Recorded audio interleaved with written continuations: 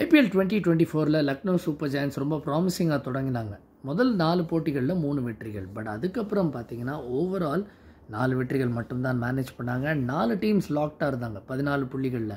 அதில் lowest net run rate இருந்த team Lucknow super giants. இதில் எந்த ஒரு ஆச்சரியமும் இருக்க முடியாது. ஏன்னா கொஞ்சம் டர்மோயில் நிறைந்த ஒரு season. And at the end of it team owner Sanjeev கோயங்காக்கும் அப்போதைய கேப்டன் கேஎல் ராகுலுக்கும் ஒரு காரசாரமான விவாதம் இருந்ததை பார்த்தோம். அண்ட் டியூலி இனஃப் அதுக்கப்புறம் கேஎல் ராகுல் ரிலீஸ் செய்யப்பட்டார். அண்ட் 27 கோடி ஒரு ரெக்கார்ட் ப்ரைஸுக்கு ரிஷப் பந்தை கொண்டு வந்திருக்காங்க எல்எஸ்ஜி. அண்ட் ரிஷப் பந்தும் அவர் பங்குக்கு சொல்லியிருக்காரு 200% நான் அந்த டீம் கொடுப்பேன்.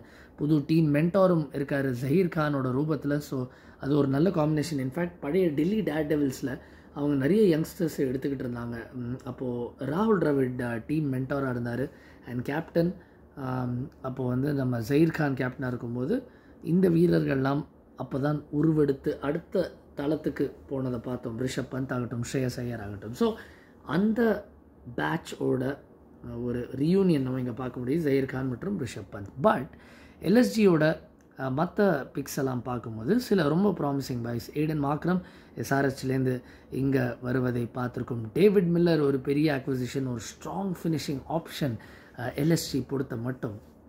அண்ட் அர்ஷின் குல்கர்னி போன சீசன் எல்எஸ்ஜிக்கு ஓப்பன் பண்ணார் 2 மேட்ச்சு. இந்த சீசன் ரொம்ப நல்லா ஆடிருக்கார். மகாராஷ்டிராவுக்கு சையத் முஷ்டாக் அலி ட்ரோஃபியில் லீடிங் ரன் கெட்டராக இருந்திருக்கார் அவரோட அணியான மகாராஷ்டிராவுக்கு. அவர் இந்த டீமில் இருப்பதை நம்ம பார்க்க முடியுது. யுவராஜ் சௌத்ரி அகெயின் ரொம்ப நல்ல ஒரு பர்ஃபார்மன்ஸ் டொமஸ்டிக் லெவலில் உத்தராகண்டுக்கு. ஸோ அவர் இருக்கார் இந்த டீமில். And of course Nicholas Pooran retain செய்யப்பட்டிருக்காரு. த ரியல் குவெஸ்டின் இஸ் அவங்களோட போலிங், எஸ்பெஷலி அவங்களோட seam bowling option. Mayank Yadav express pace bowler, 150க்கு மேலே போடக்கூடியவர், back to back 2 player of the match awards வென்றவர். So much so that BCCI fast bowling contracts பட்டியலில் அவரை சேர்த்தாங்க. அண்ட் அவரை ஃபாஸ்ட் ட்ராக் பண்ணுவதற்கான கால்லாம் இருந்தது. பட் இன்ஜுரி ஆஃப்டர் இன்ஜுரி அவரை சென்டர் ஆஃப் எக்ஸலன்ஸ்னால் என்னன்னு கேட்காதீங்க.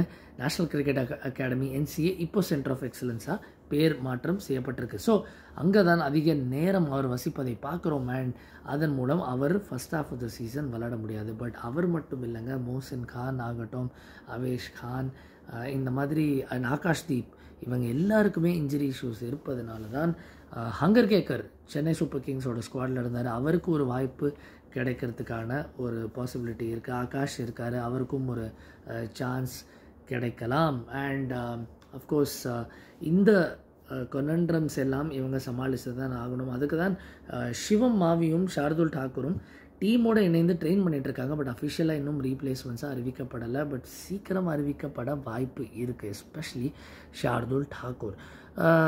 த ரியல் கொஸ்டின் இப்போ என்னென்னா, ரிஷப் பந்த் எங்கே ஆடணும் அப்படின்னு ஹர்ஷா போக்லே ஒரு வீடியோவில் சொல்லியிருந்தார். ரிஷப் பந்த் பல கான்வர்சேஷன்ஸில் அவரோடையும் சொல்லியிருக்காரு, எல்லாருக்கும் ஓப்பனிங் ஆடணும், அதிக பந்துகள் ஃபேஸ் பண்ணணும் தான் ஆசை T20 ஃபார்மேட்டில். எனக்கு மட்டும் இருக்காதா, எனக்கும் ஓப்பனிங் ஒரு ப்ரிஃபர்ட் ஆப்ஷன். அண்ட் இந்த ஒரு டீம் அந்த ஒரு லக்ஸரி தருது. ஏன்னா ஒரு எக்ஸ்பீரியன்ஸ்ட் இந்தியன் ஓப்பனர் இல்லாத பட்சத்தில் Rishabh Pant top of the order slot பண்ண முடியும். ஏன்னா மிடில் ஓவர்ஸை மேன் பண்ணுறதுக்கு நிறைய வீரர்கள் இருக்காங்க. Of course Nicholas Pooran top of the மிடில் ஆர்டரில் ஆட முடியும். And finishing role of course David Miller செய்ய முடியும். ஏடன் மார்க்ரமோட எக்ஸ்பீரியன்ஸும் இருக்குது. So Rishabh Pant at the top could be a very very handy option LSG பொறுத்த மட்டும்.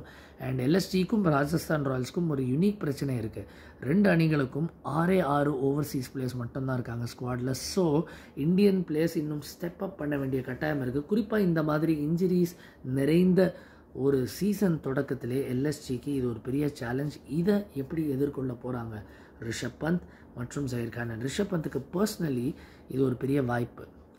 T20I செட்டப்பில், இந்தியாவோட T20I செட்டப்பில் அவர் அதிகமாக இடம் பெறுவதை நம்ம பார்க்கல. பட் அடுத்த ஆண்டு நடைபெறும் T20 வேர்ல்ட் கப்புக்கு இது ஒரு ஸ்டேஜாக அமையலாம்.